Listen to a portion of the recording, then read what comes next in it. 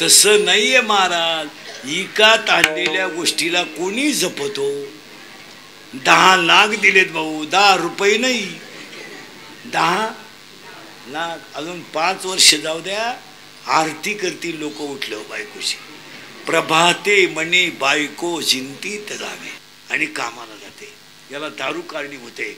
माझी एकुलती एक मुलगी आहे रे, ती 9वीला आहे रे. 50 रुपयाच्या प्रयोग वहीसाठी ती वर्गात उभी राहते, पण ती 50 रुपयाची वही घेऊ शकत नाही. वर्गातले 39 पोरं तिला हसतात आणि ती पोरगी घरी येऊन आईला म्हणते, आई मला नाही शिकायचं ग, आई मला नाही शिकायचं.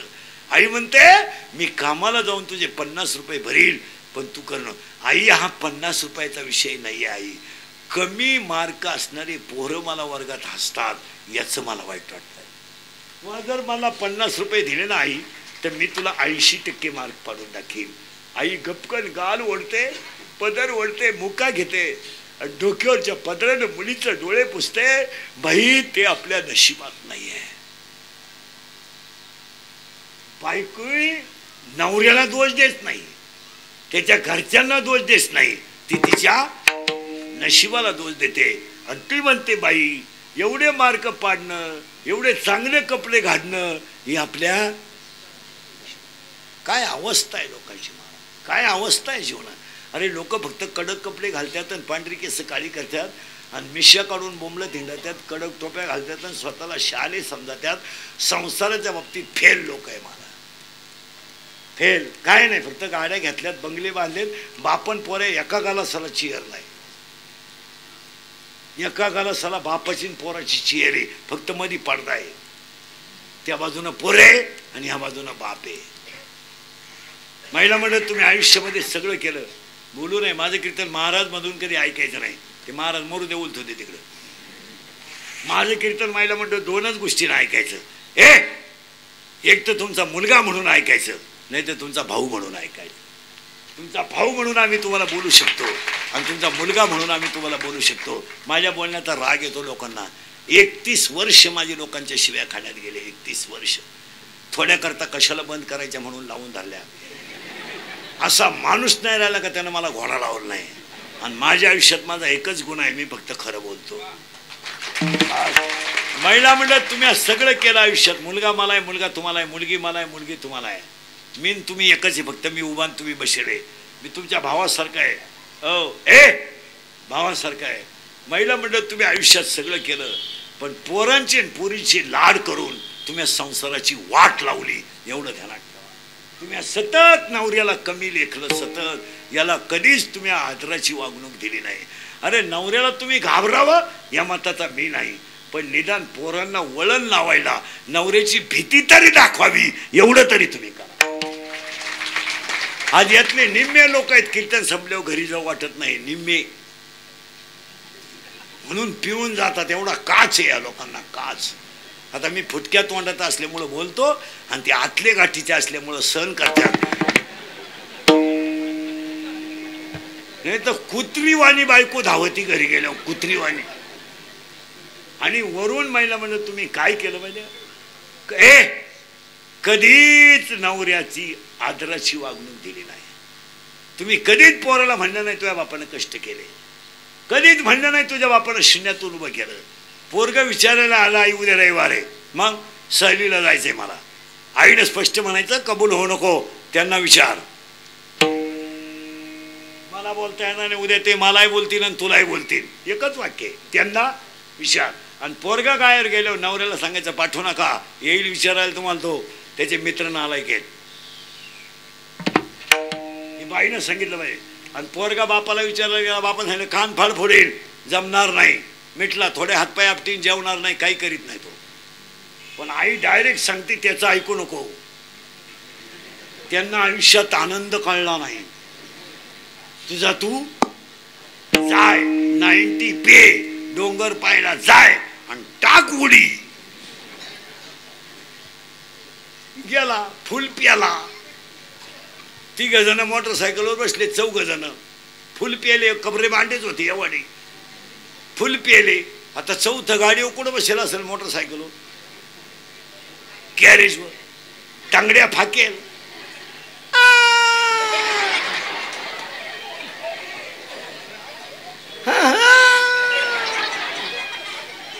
इवळत, हा हा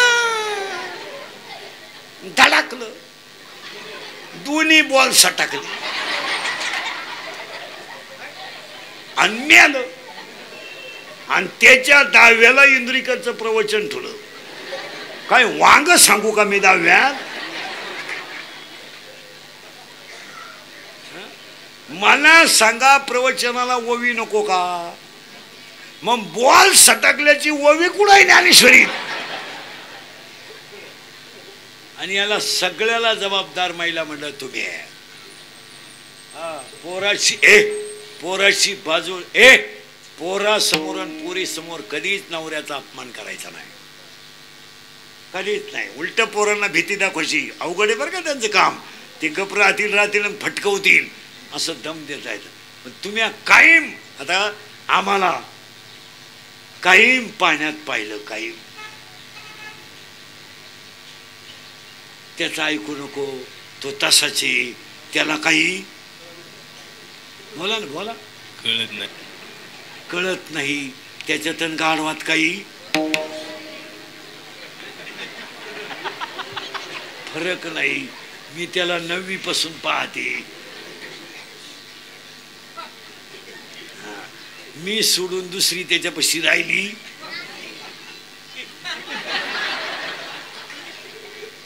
त्याचा परिणाम महिला मंडळ एका वाक्यात सांगतो, बापांवर कर्ज नाही, आज पोरांवर कर्ज आहे.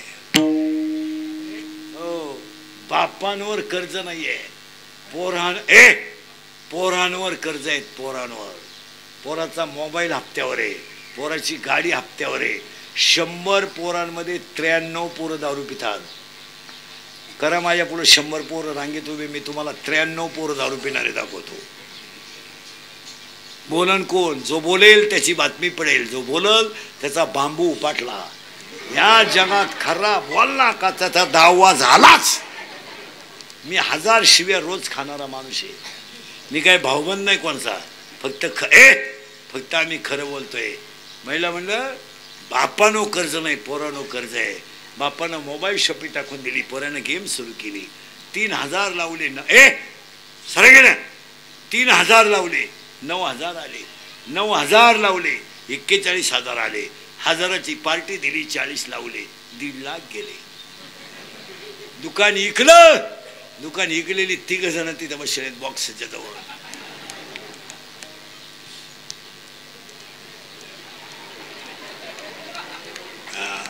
कर्ज करायचं बापानं, मजा हाणायच्या पोरानं, आणि पोराची बाजू घ्यायला ही 150 आणि निघली घर सुधराया.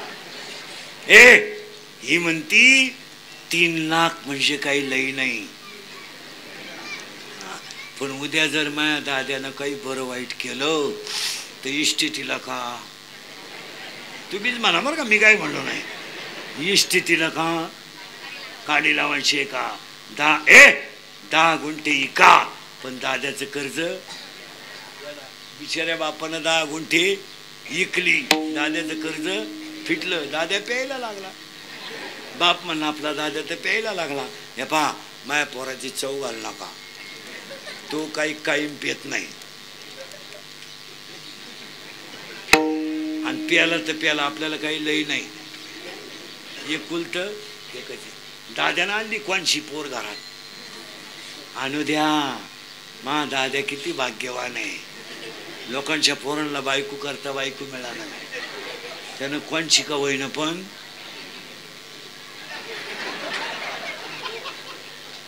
आणली. हाय तिला पहिले एक पोरग, मग त्याला काय होतंय, चला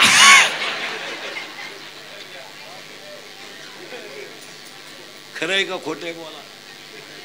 वाट लावून टाकली, वाट लावून टाकली. उत्तर चाललं होतं आपलं, काम जर पुरा झाला नाही तर क्रोध तयार होतो. इथं आपण 16 मिनिटापूर्वी होतो.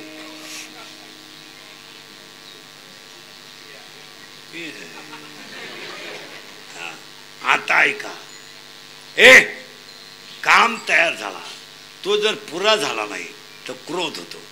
आणि काम जर पुरा झाला तृप्त, तर ती गोष्ट वारंवार मिळावा असा लोभ तयार होतो. आणि लोभ तयार झाला का माणसाचं वाटोळं झालं.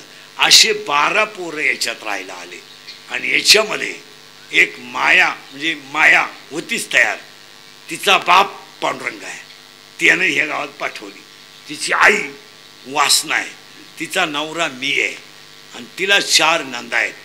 अशा इच्छा तृष्णा आणि कल्पना आणि धीर आहेत आणि तिचा बाप तिला न्यायला आला. बाई दीक्षिला इंद्रिकेचं कीर्तन आहे, सप्ताह आपला चाल. ती म्हणली बाबा मी आले असते पण त्यांना विचारा. जावई बुवा मुलगी पाठवा. काय मामा आपलं काय चालत या घरात? या घरात मी 9वी पासून तुमच्या पोरीच्या शब्दाच्या पुढं नाही. माझ्या आईला विचारा. येईन बाई, येईन बाई. तुम्ही तर काहीच बोला. येईन बाई येईन बाई मुलगी पाठवा. काय याई बुवा, दारातली कुत्रीन घरातली मी सारखीच. ती वट्याव बुकती, मी घरात बुकते, तिचंही कुणी ऐकत नाही. मग याई बुवा मुलगी पाठवा. अहो याई बुवा मी तर वांग्यातला आहे. बुजगावलं. मग त्या पुरीचा मग त्या पुरीचा बाप रडला. आता एक कधी ध्यानात ठेवायचं, मुलगी कुणाबद्दलही सहन करू शकते पण बापाबद्दल सहन करू. बाप रडल्यावर पोरगी बापाच्या जवळ गेली. इकडे या. का रडले तुम्ही? अगं तुला पाठवते नाही म्हणून. बाबा आयुष्यामध्ये तुम्ही सगळीत मोठी चूक केली. माझ्या दारात येऊन तुम्ही रडले ना, हा माझा अपमान नाही तुमचा अपमान आहे आणि माझा अपमान आहे. पण तुम्ही अभ्यास नाही केला बाबा. एवढ्या सुंदर शरीरामध्ये तुम्ही जर मला काम नावाचा नवरा करून दिला नसता तर यशातल्या भगवंतावर रडायची वेळच आली नसती. काय भाषा आहे. यशातला भगवंत रडायला लागला याचं कारण त्यानं मायेला काम नावाच्या नवऱ्याशी लग्न करून दिलं आणि काम नावाच्या नवऱ्याशी लग्न केल्यामुळं बाबा झालं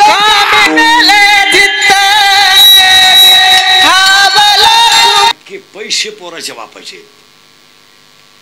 पुरीचा बाप फक्त तुरा काढितो फेट्याला आणि लोणच्या गेटवर उभा राहतो. या हलकटाओ या आणि गुलाबजांबू. उलटे पुरीच्या बापानं पैसे घेतलेत. पैसे घेणारे 3 जण इथं आहेत. 5-5 लाख रुपये घेतलेत पुरीच्या बापानं. म्हणजे बायको केवढ्याला पडली? लग्नाचा खर्च 5 लाख, 10 लाखाला बायको पडली. का नाही माणूस बायकोला जपणार? आणि पोरांची आई म्हणते बाई माझ्या सपनात नव्हतं ग मा पप्या असा बदलल. पण आपलं तर पार डोकं बंद झालं बाई. ती पोर घरात आणल्यापासून पार याडा झाला ग मा पप्या, याडा झाला. फारका तिच्या मागं झिंडतो ग सारखा. घासातही संगच, बागातही संगच, गिन्नीतही संगच. वजे वाहू लागतो. आता तर भांडे घासू लागतो. आपलं तर डोकंच बंद झालं बाई. 2-4 दिवसापासून तर आथरूनही तोच टाकीतो. आपलं तर फार डोकं बंद झालं बाई. आता मोठी पंचायत झाली. आता जर त्याला गाईचं दूध काढायला लावलं ना, ती पोर पुढं उभी केली तरच दूध निघत नाही, तर त्याला गाईचं दूधही निघत नाही. मला तर असं वाटतं बाई नक्की त्या पोरानं माया पोरीला का त्या पोरीनं माया पोराला काहीतरी अशा म्हणणाऱ्या माया पुढं बसले. आता काय तसं नाहीये महाराज. इकात आणलेल्या गोष्टीला कोणी जपतो? 10 लाख दिलेत भाऊ, 10 रुपये नाही, 10 लाख. अजून 5 वर्ष जाऊ द्या, आरती करतील लोक उठलं बायकोशी. प्रभाते म्हणे बायको चिंतित जावे, आरती करतील जे. म्हणून महिला मंडळ अख्ख्या 2 तासाच्या कीर्तनात हे बरे मी तुम्हाला शब्द बोललो नाही. पण आता तुमचा मुलगा म्हणून भाऊ म्हणून मी एक काम तुम्हाला सांगणार आहे. ऐकणार का? बोला. लय सोपं काम सांगणार आहे.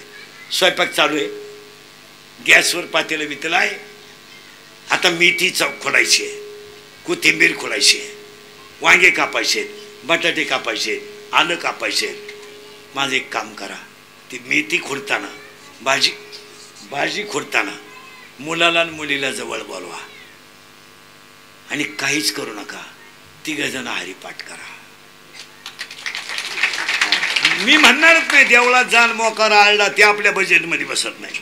आपण संसारी माणसं आहे, आपल्याला काम केलंच पाहिजे. मग भाजी खोडताना थोडे पोरं येडेवाणी करतील 2-3 दिवस, हे उठन ते पळन ते उठन, मला लिहायचंय, मी वही आणतो, मला पोरं आहे ते.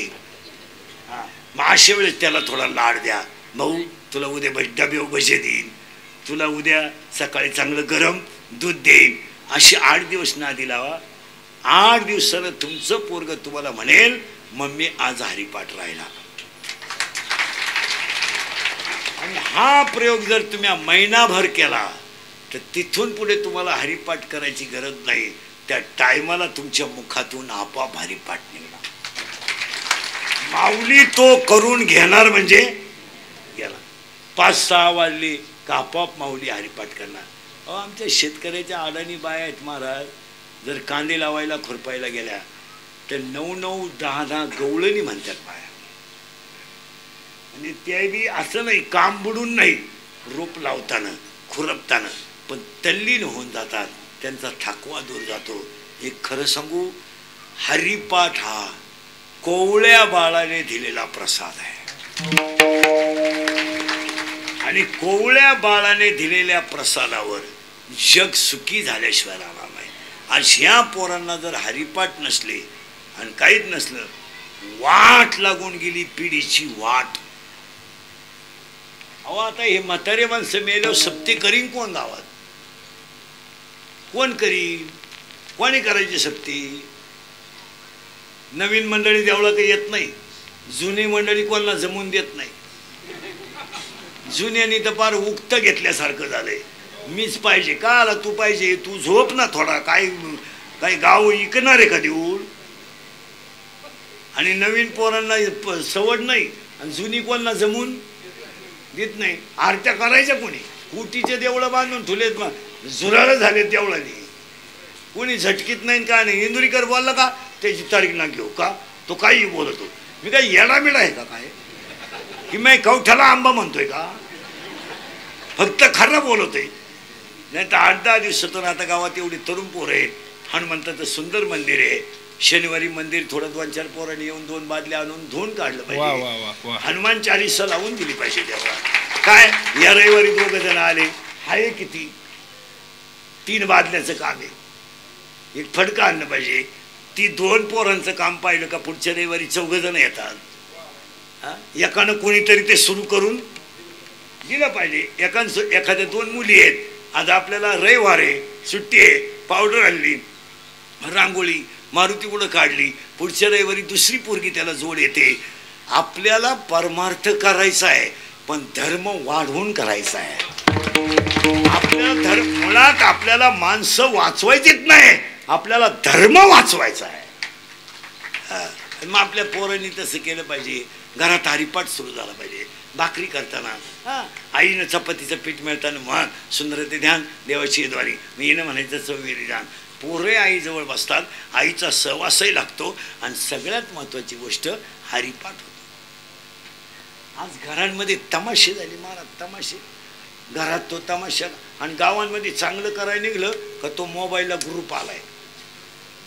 त्या ग्रुप जे आहेत ना मोबाईलचे गावातले ग्रुप, त्याला जे कमेंट टाकणारी जी मंडळी आहे ना खालची, ती एकदा तरी खोब्यातून काढली पाहिजे. ध्यानात ठेवा, या खाद्याचे तरी 2 बॉल बाजूला केले पाहिजे, म्हणजे दुसरी खेळणार नाही. या नालायकाने चांगलं गावात काम काढलं का ग्रुप उठला. आणि ग्रुपवर कोण बोलतं माहिती का? ज्याची तोंडावर बोलायची लायकी नाही. वा वा. ज्यांची तोंडावर बोलायची लायकी नाही ना, त्यांनी भुकायचं त्या ग्रुपला. काही आता गावानं मंदिर बांधायला काढलं, तुला वर्गण द्यायची नाही, देऊ नको. तेवढ्या काळात तू सासरवाडीला राल जाय, तू भुकतो का आला? मग त्याने लगेच टाकायचं मंदिर बांधायला काढलंय पण मागच्या हिशोबांचं काय, लगेच कमेंट टाकणारा एखादा नालायक. त्यामुळेच मी कधी वर्गणी दिले नाही. काय करण्याची अवलादी. आता मी याला म्हणलं फक्त आवाज वाढव, त्याने वाढवला, विषय लगेच क्लिप. इंदुरीकर सिस्टीमवाल्यावर भनकले, खाली लगेच कमेंट, इंदुरीकर नालायकच आहे, त्याची तारीखच का लागेल, आणि मला नालायक म्हणणाऱ्याला आतली चड्डी नाही. हे कमेंट वाले हल्लेच पाहिजे. तुमचं काय मत आहे? बरं ना, खरंय का खोट आहे? एकदा धरणे पिसवणे, हा एकदा तुम्ही कमेंट टाकणारा खुब्यातून काढा, बाकीचे गपक्यात जागे. तुम्हाला माहिती आहे का, 4 महिन्यामध्ये सरकारनं असा नियम काढला, दंगली करून टपऱ्या पेटवणारे जर आत गेले तर दंगलीचे पैसे गुजवून नुकसान भरून घ्यायचे. 4था महिना झाला, दंगलच झाली नाही.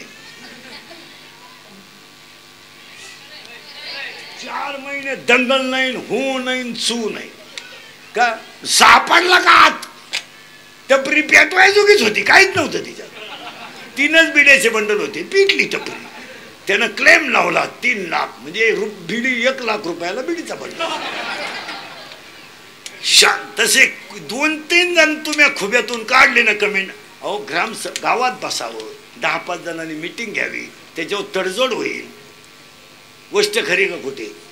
हे बा, थोडीशी थोडी शाब्दिक चकमक होऊ शकते, माणसं बोलणारच आहे, पण योग्य निर्णय होईल का चुकीचा होईल? अनेक जण मत मांडा, त्याच्यात बा मंदिर असं बांधायचंय ना, शाळा अशी बांधायची आहे ना, मग असं करा, पैसा असा उपलब्ध होईल. हा प्रश्न चर्चेनं सुटेल का कमेंट्सने? चर्चेने तो प्रश्न सुटेल. आम्ही चर्चाच करायचं नाही. ग्रुप कोण शाळा बांधते पाहू. सरकारी दवाखाना मंजूर झाला गावात, पैसे सुद्धा आले. पडलेली पार्टी म्हणली कुठं बांधी त्यात पाहू. निवडून आलेली पार्टी म्हणली कोण आडवं येते पाहू. कमेंट चालल्या, 3 दिवस पैसे परत गेले. दवाखाना माणसाचाही नाही, जनावराचाही नाही. हातानं झट्टी करायची काय गरज आहे? मुलांना महिला म्हणजे मुलाला पसायला शिकवलं पाहिजे, मुलीला 2-4 दिवस स्वतःहून जवळ घेतलं पाहिजे, तिचा मोबाईल चेक केला पाहिजे, तिचे मॅसेज किती आहेत, त्याच्यात बॅलन्स किती आहे, आपल्या घराच्या उंचीचा आलेख कुठवर गेला आहे. आणि आज गायकवाड मंडपवाले मॅसेज